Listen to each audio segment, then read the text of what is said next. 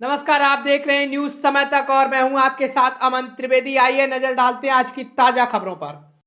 के रूप में चलिए दोस्तों जान लेते हैं आज की पहली बड़ी खबर। प्रधानमंत्री मोदी बोले 12 साल पहले सरकार ही हैक हो जाती थी, कितना ही स्वाइप कर लें असर नहीं होता था। 2014 में लोगों ने इसे बदल दिया। जी हां दोस्तों, प्रधानमंत्री नरेंद्र मोदी ने इंडिया मोबाइल कांग्रेस 2023 इवेंट में शुक्रवार को कहा कि आप 10-12 साल पहले के मोबाइल फोन को याद करिए, तब आउटडेटेड फोन की स्क्रीन घड़ी घड़ी हैंग हो जाती थी। ऐसा ही होता था ना? जरा बताइए, चाहे आप स्क्रीन को कितना भी स्वाइप कर लें, चाहे कितने भी बटन दबा लें, कोई असर नहीं होता था। पीएम मोदी ने कहा कुछ ऐसी ही स्थिति उस समय सरकार की भी थी। दोस्तों आपकी जानकारी के लिए बता दें, प्रधानमंत्री मोदी ने इंडिया मोबाइल कांग्रेस आईएमसी 2023 का उद्घाटन दिल्ली के प्रगति मैदान में किया। इवेंट में जियो के chairman Akash Ambani, Airtel chairman Sunil Mittal और आदित्य बिरला ग्रुप के चेयरमैन कुमार मंगलम बिरला भी शामिल थे। यहीं पर प्रधानमंत्री मोदी ने यह बात कही। चलिए जान लेते हैं अगली बड़ी खबर। आम आदमी पार्टी सांसद संजय सिंह की कस्टडी 10 नवंबर तक बढ़ी। कहा मोदी जी की जांच हो तो उन्हें जिंदगी भर जेल में रहना पड़ेगा। जी हां दोस्तों, दिल्ली शराब नीति केस के मनी लॉन्ड्रिंग मामले में गिरफ्तार आम आदमी पार्टी नेता संजय सिंह की शुक्रवार को रावलपिंडी कोर्ट में पेशी हुई थी। कोर्ट ने संजय की न्यायिक हिरासत 10 नवंबर तक के लिए बढ़ा दी है। दोस्तों आपकी जानकारी के लिए बता दें, पेशी के बाद कोर्ट से बाहर निकलते समय संजय सिंह ने कहा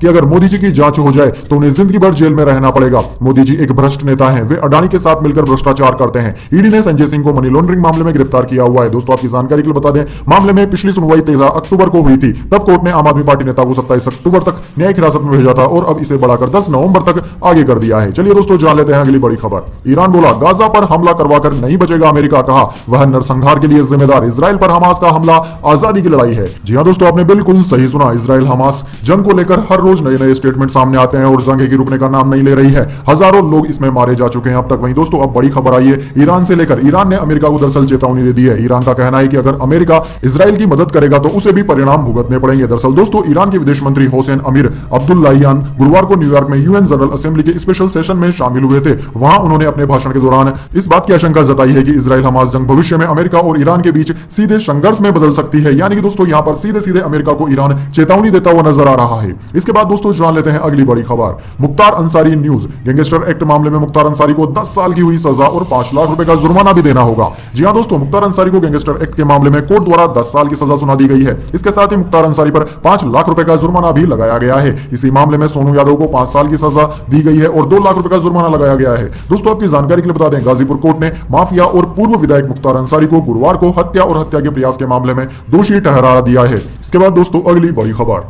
महुआ मोइत्रा बोली 31 अक्टूबर को दिल्ली नहीं आ सकती। एथिक्स कमेटी ने समन भेजा था, सरकार से फॉरेन टूर का ब्यौरा मांगा। जी हां दोस्तों, संसद में पैसे लेकर सवाल पूछने यानी कि कैश फॉर क्यूरी के मामले में महुआ मोइत्रा को लोकसभा की एथिक्स कमेटी ने समन जारी किया है। उन्हें 31 अक्टूबर को सुबह 11 बजे कमेटी के सामने पेश होने का निर्देश दिया गया है। उधर दोस्तों महुआ ने पेशी के लिए कमेटी से और समय मांगा है। महुआ ने सोशल मीडिया पर लिखा, एथिक्स कमेटी अध्यक्ष ने मुझे ईमेल करने से बहुत पहले लाइव टीवी पर मेरे समन की घोषणा कर दी थी। सभी शिकायतें और हलफनामे भी मीडिया में जारी किए गए थे, लेकिन मैं 4 नवंबर को पहले से तय चुनावी कार्यक्रम खत्म होने के बाद ही जवाब देने आ सकूंगी। इससे पहले 26 अक्टूबर को एथिक्स कमेटी ने दोपहर में करीब 3 घंटे की मीटिंग की थी। कमेटी ने आयकर विभाग और गृह मंत्रालय को चिट्ठी लिखकर महुआ मोइत्रा केस से जुड़ी जानकारी मांगी है। दरअसल दोस्तों आपकी जानकारी के लिए बता दें, एक बीजेपी नेता ने महुआ मोइत्रा पर आरोप लगाया है कि महुआ मोइत्रा ने पैसे लेकर संसद में सवाल पूछे हैं और अडानी पर सवाल उठाने के लिए भी महुआ मोइत्रा ने पैसे लिए हैं। इसके बाद दोस्तों अगली बड़ी खबर। प्रधानमंत्री मोदी ने कहा था इस्लामिक देश, 8 भारतीयों को मिली सजाए मौत पर बिफरा विपक्ष, सरकार से की यह अपील। जी हां दोस्तों, कतर की अदालत ने भारतीय नौसेना के 8 पूर्व अफसरों को मौत की सजा सुना दी है। इस मामले में भारत में राजनीति शुरू हो गई है। एक और जहां भारत सरकार की ओर से कहा गया है कि कतर में फंसे भारतीय नागरिकों की रिहाई सुनिश्चित करने के लिए सभी कानूनी विकल्पों की तलाश की जा रही है, वहीं विपक्ष सरकार पर बिफर गया है। दरअसल दोस्तों एआईएमआईएम चीफ असदुद्दीन ओवैसी ने जहां प्रधानमंत्री मोदी पर निशाना साधा, वहीं कांग्रेस नेता सलमान खुर्शीद ने कहा कि जब 2 देशों के बीच संबंध होते हैं तो कूटनीतिक रास्ते भी बनाए जा सकते हैं। ओवैसी ने कहा कि कतर में फंसे हमारे पूर्व नौसेना अधिकारियों का मुद्दा मैंने अगस्त में उठाया था, लेकिन अब उन्हें मौत की सजा सुनाई गई। उन्होंने कहा कि पीएम मोदी शेख ही बगा रही है कि इस्लामिक देश उनसे कितना प्यार करते हैं। अब सरकार को हमारे पूर्व नौसेना अधिकारियों को वापस लाना होगा। यह बहुत दुर्भाग्यपूर्ण है कि उन्हें मौत की सजा सुना दी गई है। इसके बाद दोस्तों अगली बड़ी खबर। सरकारी कर्मचारी दूसरी शादी करेंगे तो नौकरी हो जाएगी खत्म, पति या पत्नी के जिंदा रहते ऐसा नहीं कर सकेंगे। असम सरकार का सर्कुलर जारी। जी हां दोस्तों, असम में सरकारी कर्मचारियों को दूसरी शादी के लिए अब राज्य सरकार से परमिशन लेनी होगी। राज्य की हिमंत बिस्वा शर्मा सरकार ने 20 अक्टूबर को सर्कुलर जारी कर इसकी जानकारी दी है। सरकार ने इसे फौरन लागू करने का निर्देश भी दे दिया है। दरअसल दोस्तों सर्कुलर के मुताबिक कोई भी सरकारी कर्मचारी जिसकी पत्नी या पति जीवित हो वो सरकार की अनुमति के बिना दूसरी शादी नहीं कर सकता, भले ही धर्म या पर्सनल लॉ के तहत उसे ऐसी शादी की अनुमति हो। ऐसा नहीं करने पर कानूनी कार्रवाई का सामना करना पड़ सकता है। इसके बाद दोस्तों अगली बड़ी खबर, प्याज के दाम बढ़ते ही एक्शन में आई केंद्र सरकार। ग्राहकों को राहत देने के लिए बफर स्टॉक से बढ़ाई बिक्री, मिलेगा 25 रुपए किलो प्याज। जी हां दोस्तों, प्याज की अखिल भारतीय औसत खुदरा कीमत 57% बढ़कर 47 रुपए प्रति किलोग्राम होने के बाद केंद्र ने उपभोक्ताओं को राहत दी है। दरअसल दोस्तों, केंद्र सरकार ने शुक्रवार को खुदरा बाजारों में 25 रुपए प्रति किलोग्राम की रियायती दर पर बफर स्टॉक से प्याज की बिक्री बढ़ाने का फैसला किया है। दोस्तों, आपकी जानकारी के लिए बता दें, उपभोक्ता मामलों के मंत्रालय द्वारा जारी आंकड़ों के अनुसार प्याज की अखिल भारतीय औसत खुदरा कीमत शुक्रवार को बढ़कर 47 रुपए प्रति किलोग्राम हो गई, जो एक साल पहले की समान अवधि में 30 रुपए प्रति किलोग्राम थी। आंकड़ों के अनुसार राष्ट्रीय राजधानी में शुक्रवार को प्याज की खुदरा कीमत 40 रुपए प्रति किलोग्राम पर जा पहुंची है। इसके बाद दोस्तों जान लेते हैं अगली बड़ी खबर। चंद्रयान 3 से उतरे लैंडर ने उड़ाई थी 2 टन धूल, इससे चारों ओर बना चमकदार प्रभा मंडल। धूल का गुब्बार 108 वर्ग मीटर में फैला। जी हां दोस्तों, भारतीय अंतरिक्ष अनुसंधान संगठन यानी कि इसरो ने शुक्रवार 27 अक्टूबर को बताया कि चंद्रयान से विक्रम लैंडर जब चांद की सतह पर उतरा था तो उस समय करीब 2.06 टन लूनर एप्रियोगोलित यानी कि चंद्रमा की धूल को उड़ाया गया था। इससे वहां एक शानदार इजिप्टा हेलो यानी कि चमकदार प्रभा मंडल बन गया था। लैंडिंग पॉइंट शिव शक्ति बिंदु पर उठा यह धूल का गुब्बार करीब 108.4 वर्ग मीटर के हिस्से में फैल गया था। इसरो ने सोशल मीडिया अकाउंट एक्स पर एक डॉक्यूमेंट शेयर किया जिसमें कहा गया कि साइंटिस्ट ने चंद्रयान 2 के ऑर्बिटर हाई रेजोल्यूशन कैमरे से लैंडिंग से पहले और बाद की हाई रेजोल्यूशन पंचक्रोमेटिक इमेजरी की तुलना की, जिसमें यह इजेक्टा हेलो लैंडर के चारों ओर एक चमकीली पेच के रूप में दिखाई दिया। इसके बाद दोस्तों अगली बड़ी खबर, चीन के पूर्व प्रधानमंत्री ली केंगियान का हुआ निधन। जिनपिंग इन्हें साइड लाइन कर राष्ट्रपति बने। 63 साल की उम्र में कुर्सी छोड़ने को किया था मजबूर।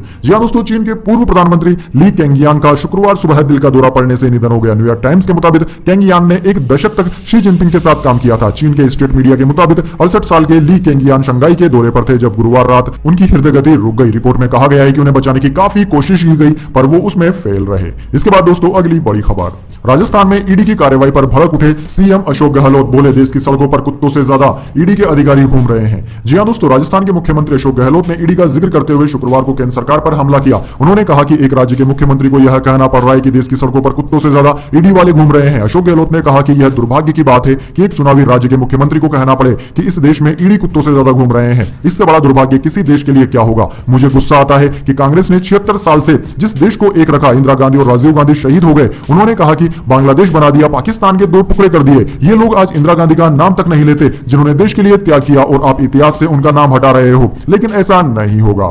इसके बाद दोस्तों अगली बड़ी खबर, रिलायंस जियो ने पेश किया जियो स्पेस फाइबर टेक्नोलॉजी। यह सैटेलाइट के जरिए दूर दराज के इलाकों तक हाई स्पीड इंटरनेट पहुंचाएगी। जी हां दोस्तों, आपने बिल्कुल सही सुना। वह दिन दूर नहीं जब दूर दराज के इलाकों, पहाड़ी क्षेत्रों और गांवों में हाई स्पीड इंटरनेट बड़ी ही आसानी से मिल जाएगा। दरअसल दोस्तों, दिल्ली के प्रगति मैदान में चल रहे इंडिया मोबाइल कांग्रेस 2023 इवेंट में शुक्रवार को रिलायंस जियो के चेयरमैन आकाश अंबानी ने जियो स्पेस फाइबर टेक्नोलॉजी पेश की। जियो की यह टेक्नोलॉजी दूर दराज के इलाकों तक हाई स्पीड इंटरनेट पहुंचाएगी। प्रगति मैदान में पहला स्टॉल जियो इन्फोकॉम का है। आकाश अंबानी ने प्रधानमंत्री मोदी को जियो एयर फाइबर, स्पेस फाइबर समेत अन्य टेक्नोलॉजी की जानकारी दी। यहां दोस्तों जियो भारत डिवाइस को भी डिस्प्ले किया गया है। इस फोन को भी पीएम ने देखा। जियो स्पेस फाइबर एक satellite based giga fibre technology है जो उन दुर्गम इलाकों को कनेक्ट करेगा जहां फाइबर केबल से ब्रॉडबैंड कनेक्टिविटी पहुंच पाना बहुत मुश्किल भरा काम है। जियो स्पेस फाइबर सर्विस पूरे देश में बेहद किफायती कीमतों पर अवेलेबल कराई जाएगी। इसके बाद दोस्तों जान लेते हैं अगली बड़ी खबर, आईपीएल 2024 मिनी ऑक्शन 19 दिसंबर को दुबई में होगा। टीमों के पास 100 करोड़ रुपए, पिछली बार से 5 करोड़ ज्यादा।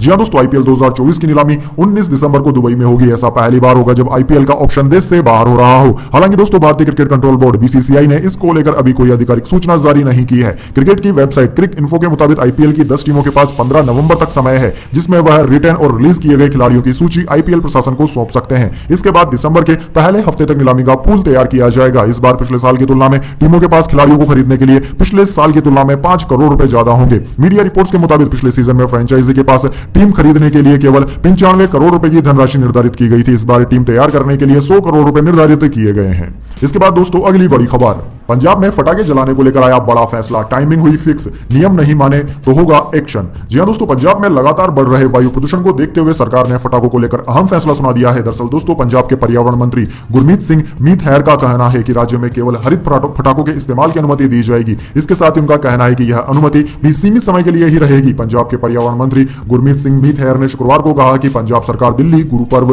क्रिसमस और नववर्ष पर केवल हरित फटाकों के इस्तेमाल की अनुमति देगी। उन्होंने कहा कि सिर्फ लाइसेंसधारी कारोबारियों को ही स्वीकृत फटाकों की बिक्री की अनुमति होगी और पंजाब के अंदर कोई भी ई कॉमर्स साइट या अन्य फटाकों की ऑनलाइन बिक्री का ऑर्डर स्वीकृत नहीं कर सकेंगे। एक आधिकारिक बयान के अनुसार पर्यावरण मंत्री गुरमीत सिंह मीथेर ने कहा कि दिवाली, गुरु पर्व, क्रिसमस और नववर्ष आने वाला है, इसलिए पर्यावरण विभाग सिर्फ हरित फटाकों के इस्तेमाल की अनुमति देगा। वैसे दोस्तों इस नियम के बारे में आपके क्या विचार है, कमेंट बॉक्स में अपनी राय जरूर दीजिए। जान लेते हैं दोस्तों अगली बड़ी खबर। सेंसेक्स 634 अंक बढ़कर 63,782 पर हुआ बंद। निफ्टी भी 190 अंक बढ़ गया। कोल इंडिया टॉप गेनर रहा। जी हां दोस्तों, शेयर बाजार में शुक्रवार को तेजी देखने को मिली। सेंसेक्स 634 अंक बढ़कर 63,782 के स्तर पर बंद हुआ। निफ्टी में भी तेजी रही है, 190 अंक चढ़कर 19,047 के स्तर पर बंद हुआ। सेंसेक्स के 30 शेयरों में से 28 में तेजी और सिर्फ 2 में गिरावट देखने को मिली। बैंकिंग, आईटी और मेटल सहित सभी सेक्टोरल इंडेक्स में तेजी रही। लगातार दोस्तों 6 दिनों की गिरावट के बाद आज बाजार में तेजी रही थी।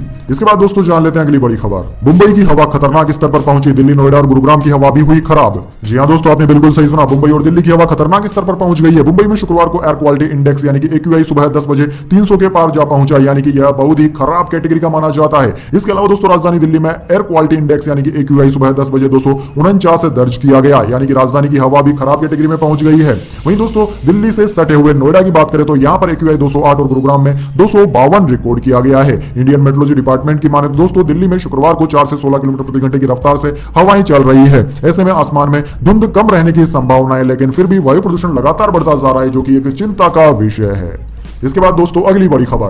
प्रधानमंत्री मोदी को मित्र बता बोले जगत गुरु रामभद्राचार्य, आपने देश की काया बदल दी, मैं बार बार भारत में जन्म चाहता हूं। जी हां दोस्तों, भगवान राम की तपोभूमि चित्रकूट में प्रधानमंत्री मोदी ने तुलसी पीठ के जगत गुरु रामभद्राचार्य से मुलाकात की और उनसे आशीर्वाद लिया। इस दौरान जगत गुरु रामभद्राचार्य ने कहा कि प्रधानमंत्री मोदी ने देश का कायाकल्प कर दिया और पीएम मेरे मित्र हैं। इतना ही नहीं, उन्होंने कहा कि मुझे आंख नहीं चाहिए बल्कि भारत में बार बार जन्म चाहिए। पीएम मोदी से मुलाकात के बाद जगत गुरु रामभद्राचार्य ने कहा कि सांसारिक जीवन में मेरे 2 मित्र हैं, एक नरेंद्र मोदी, यह कोई चाटुकारिता नहीं है, और अलौकिक मित्र श्री कृष्ण है। उन्होंने कहा कि नरेंद्र मोदी जी ने देश की काया बदल दी है। कौन कल्पना कर सकता था कि चंद्रयान 3 चांद के दक्षिणी ध्रुव पर पहुंच जाएगा। इसके बाद दोस्तों अगली बड़ी खबर। श्रीलंका से लगातार 5वां वर्ल्ड कप मैच हारा इंग्लैंड। महज 59 ओवर चला मुकाबला। बतौर डिफेंडिंग चैंपियन सबसे खराब प्रदर्शन, टॉप वार रिकॉर्ड। जी हां दोस्तों, defending one day world cup champion England के लिए 2023 का वर्ल्ड कप किसी बुरे सपने से कम नहीं है। टीम को अब तक 5 में से 4 मैचों में हार का सामना करना पड़ा और अब उनका अगला मुकाबला टेबल टॉपर और मेजबान भारत से होने वाला है। वर्ल्ड कप इतिहास में आज तक किसी भी डिफेंडिंग चैंपियन टीम ने शुरुआती 5 में से 4 मुकाबले नहीं गंवाए थे, लेकिन इंग्लैंड के नाम यह अनचाहा रिकॉर्ड भी दर्ज हो गया है। दरअसल दोस्तों इंग्लैंड को श्रीलंका के खिलाफ वर्ल्ड कप में लगातार 5वीं हार मिली। वहीं टीम ने बेंगलुरु के बैटिंग फ्रेंडली मैदान पर सबसे छोटा स्कोर बनाने का अनचाहा रिकॉर्ड भी अपने नाम कर लिया है। इसके बाद दोस्तों अगली बड़ी खबर। 28 अक्टूबर की रात आंशिक चंद्रग्रहण। शरद पूर्णिमा उत्सव आज और 29 को मनाया जाएगा। कल शाम 4 बजे से शुरू होगा सूतक। जी हां दोस्तों, शनिवार यानी कि आज 28 अक्टूबर को शरद पूर्णिमा और चंद्र ग्रहण है। इस पूर्णिमा की रात चंद्र की रोशनी में खीर बनाने और खाने की परंपरा है। इस बार रात में चंद्र ग्रहण रहेगा। इसका सूतक दोपहर से ही शुरू हो जाएगा। इस वजह से शरद पूर्णिमा की रात खीर कब बनाई जाए इसको लेकर कंफ्यूजन है। इस कंफ्यूजन को दूर करने के लिए दोस्तों बद्रीनाथ, उज्जैन और वृंदावन के ज्योतिषियों और धर्म के जानकारों से बात की गई है। उन्होंने कहा है कि 28 अक्टूबर की रात 1:05 से आंशिक चंद्र ग्रहण की शुरुआत होगी, जो कि रात की 1:44 बजे तक रहेगा। मध्य रात्रि 2:24 पर ग्रहण खत्म हो जाएगा। ग्रहण का समय करीब 1 घंटा 19 मिनट रहेगा। 2023 के बाद अगला चंद्र ग्रहण 2024 में 17-18 सितंबर की रात होगा, जो कि भारत में दिखेगा। वहीं दोस्तों बात रही खीर की, तो वृंदावन के इस्कॉन मंदिर में रविवार 29 अक्टूबर की रात शरद पूर्णिमा की खीर बनाई जाएगी। इसके बाद दोस्तों जान लेते हैं अगली बड़ी खबर। टीम इंडिया की परफॉर्मेंस पर धोनी का पहला रिएक्शन आया। बोले यह बहुत अच्छी टीम है, समझदार को इशारा काफी। जी हां दोस्तों, पूर्व भारतीय कप्तान महेंद्र सिंह धोनी ने वर्ल्ड कप खेल रही टीम इंडिया पर पहली बार रिएक्शन दिया है। 2011 वर्ल्ड कप विजेता कप्तान धोनी 26 अक्टूबर को बेंगलुरु में एक इवेंट में पहुंचे थे। इस दौरान उन्होंने कहा कि यह एक बहुत अच्छी टीम है, टीम का बहुत अच्छा बैलेंस है, सभी खिलाड़ी अच्छा खेल रहे हैं, इसलिए सब कुछ बहुत अच्छा लग रहा है। इससे ज्यादा मैं कुछ और नहीं बोलूंगा, समझदार को इशारा काफी है। दोस्तों आपकी जानकारी के लिए बता दें, टीम इंडिया ने 2011 में भारत, श्रीलंका और बांग्लादेश में खेले गए वनडे वर्ल्ड कप को 28 साल बाद जीता था। धोनी ने श्रीलंका के खिलाफ फाइनल में मैच में छक्का लगाकर टीम को जीत दिलाई थी। इसके बाद दोस्तों अगली बड़ी खबर। कश्मीर पर प्रोपोगेंडा फैला रहा है तंग हाल पाकिस्तान। दुनिया भर में पाक एम्बेसियों को ISI का आदेश, बच्चों को भारत विरोधी कविताएं और भाषण दें। जी हां दोस्तों, पाकिस्तान में तंगहाली और आर्थिक संकट के बीच वहां की सरकार और सेना लगातार अपना प्रोपोगेंडा फैलाने पर लाखों रुपए खर्च कर रही है। यह प्रोपोगेंडा 27 अक्टूबर को कश्मीर के इतिहास का काला दिन घोषित करने के लिए फैलाया जा रहा है। दरअसल दोस्तों अक्टूबर 1947 में इसी दिन भारतीय सेना ने कश्मीर से पाकिस्तानी सैनिकों को खदेड़ दिया था। भास्कर को मिले पाकिस्तान की विदेश मंत्रालय के कुछ दस्तावेजों के मुताबिक 6 अक्टूबर को वहां की सरकार ने कश्मीर ब्लैक डे से जुड़े कई इवेंट्स पर करीब 27 लाख रुपए खर्च कर डाले। एक दूसरे दस्तावेज में विदेश सचिव मोहम्मद साइरस साजद काजी और उनके स्टाफ को 27 अक्टूबर को सुबह 8:15 पर इस्लामाबाद के आगा शाही चौराहे पर इकट्ठा होकर विरोध मार्च करने का आदेश भी दिया गया था।